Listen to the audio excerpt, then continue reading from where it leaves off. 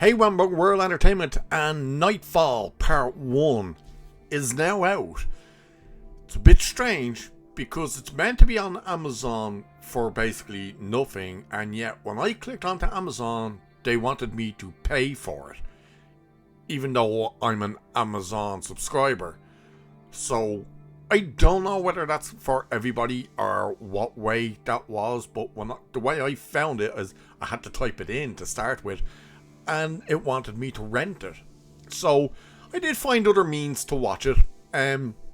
But yeah, if you've had to pay for it, let me know in the comments whether or not when you've gone on, did you just find it on Amazon or did you have to pay for it? If you've watched it, of course. But this is part 1. There's 3 parts altogether.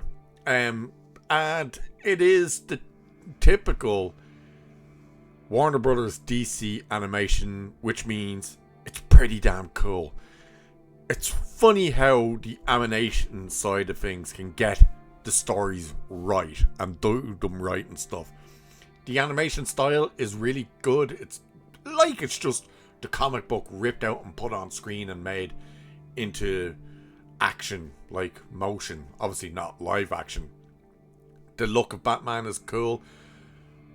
Lots of backstory and stuff with Bane, which I really liked as well, like seeing him being born as a child in a prison, how he ends up getting bulked up, how he ends up getting the venom drug put into him, and how he gets out of the prison, and his relationship with his mother and stuff. It's one of those things when you see the character being flushed out this much on screen. Obviously there's a lot they'd have to leave out because you can't fit everything in that comic book run into a thing that's like an hour and a half or something long. You're obviously going to have to leave bits and pieces out, but you get the fundamental stuff about Bane, who he is, what his motivation is, where he comes from, why he is what he is, and stuff like that. So it's very interesting. You watch him being put into basically solitary confinement, but it's in a pit, and they flood the pit every day, and everyone seems to drown in the pit, but he manages to hang on, and he starts eating rats alive, just for substance and stuff like that down there. So you see a lot of that. Now, this stuff, the Riddler and Mad Hatter and Mr. Freeze and Scarecrow and stuff, they were all in the trailer. Riddler and Mad Hatter are the only ones that really kind of have bit of a prominent role.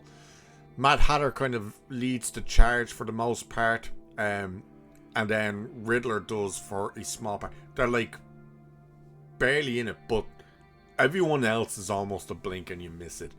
The Mr. Freeze moment, it's basically what happens, because if you don't know the story, like, Bane arrives in Gotham and he pretty much blows up Arkham Asylum and frees all the inmates. So they're all running rampant. And the first person Batman takes down is Victor Zsasz. Then you see him, then you think he takes down Mad Hatter. But then everyone else, like Scarecrow and Mr. Freeze and stuff, it's all very like quick and blinky and you miss it. Especially the Mr. Freeze part. So the Mr. Freeze part is basically what you see in the trailer, which is a bit unfortunate. Now there might be more of them in the next 2 parts, but it's just kind of very quickly. But what's happening with Batman, you can see it here, is like, because everyone from Arkham is out in the loose now, he's refusing to rest and he's just out constantly, and he's getting weaker and weaker. He's losing his step. So Zsasz manages to cut him on the face, then the next guy manages to slice him across the chest, and then he manages to get cut in the arm and all this.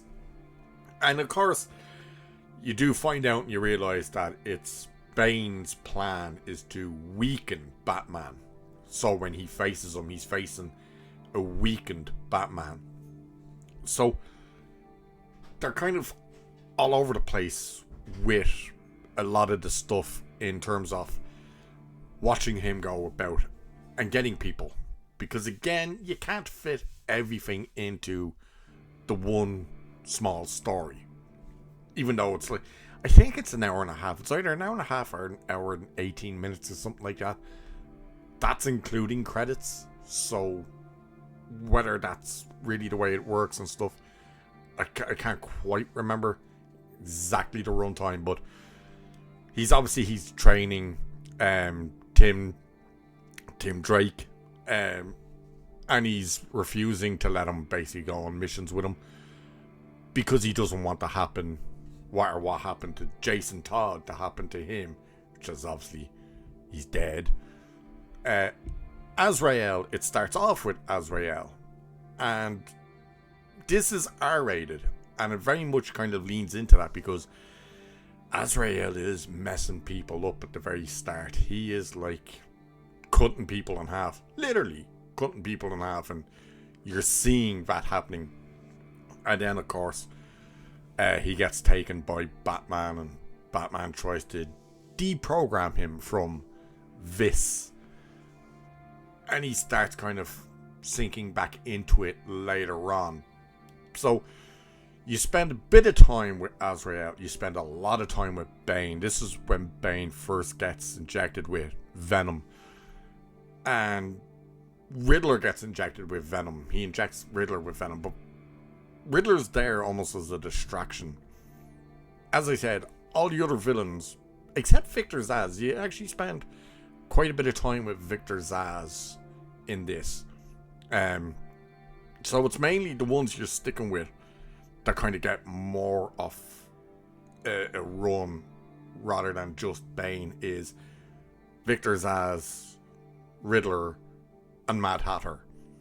And all the rest of them that are there aren't really used all that much, except Scarecrow. But Scarecrow just throws one of his psych bombs at Batman, and Batman starts seeing Jason Todd, and Jason Todd telling him, like, it's your fault I'm dead in the city, you'd be better off without you.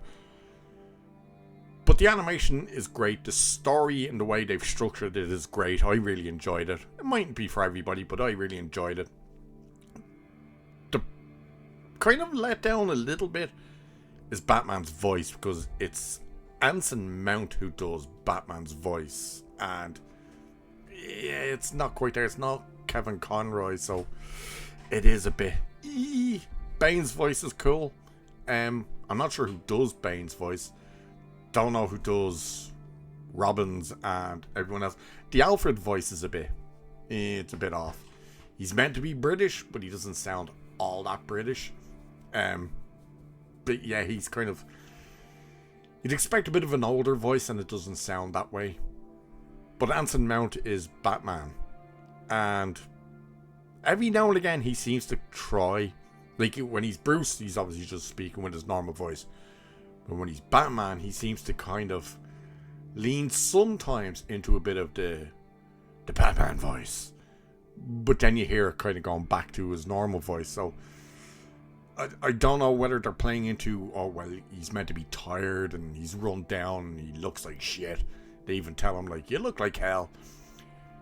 Overall, I think for the first outing of this, I think it's decent. Again, it's meant to be on Amazon, and yet they seem to be charging for it. At least it was popping up on my one to charge it. And the way the episode ends is with this visual, which I'll pull up because I thought the visual was cool. Is this. Obviously, Bane has broken the bat, tosses him off a roof, crashes onto the spotlight, and then they're like, you know, if Batman's out of action, this city's gonna go to hell, and that is the image that's lit up into the sky. A broken bat with the broken glass. So, overall, I enjoyed it. I think a lot of people will enjoy it. I think a lot of people who don't get the chance to read the comics will enjoy it. Again, because it is like an adaptation from the comic, there will be a good chunk of stuff left out, but I think for the most part, focusing on Bane, what they did, I think it worked really well. But let me know what you guys think if you've watched it, and of course, let me know if you're charged for it, because they seem to be trying to charge for it. So with that, I shall leave it there for this one. Do like, share, subscribe, all that good stuff. You know the drill. Cheers.